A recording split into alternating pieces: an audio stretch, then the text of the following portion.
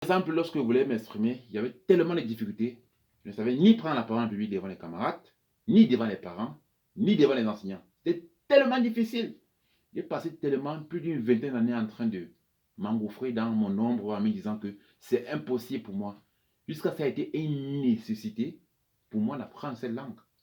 D'apprendre d'abord le français, d'apprendre aussi à m'exprimer, aussi apprendre à me connaître qui j'étais en fait. Parce que je ne savais pas qui j'étais en fait. Je ne savais pas d'où je venais.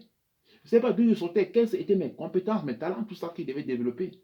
Ils ont dû apprendre tout ça. Ils ont dû travailler. Et vous imaginez une personne qui, chaque matin, lorsqu'il allait prendre le taxi, pour ne pas faire l'erreur de dire une destination ou bien mal prononcée, il doit mettre le stylo à l'intérieur de sa bouche pour articuler la destination. Lorsqu'il va arriver au taxi, devant le taxi, le taximan il va dire que je vais à tel endroit de manière fluide. J'ai passé tellement de mois avec la dent qui fait mal, les blessures à l'intérieur de ma bouche. Je n'arrivais même pas à mâcher quelque chose de dur. Maintenant, au matin, si je cours, avec les cailloux dans la bouche comme des Démosthène. Du coup, avec le stylo dans la bouche pour mieux préparer mon articulation. Parce que à la base, j'étais une personne bête. Complètement bête. Parce que je sais qu'il y a beaucoup de personnes ici qui savent bien s'exprimer, mais ils n'utilisent pas mieux ça.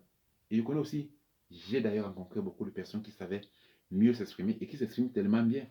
Mais ce qui est sûr, la mentalité que moi j'ai, et que beaucoup de personnes faibles ont, ne peut jamais être dépassée, ne peut jamais être égalée.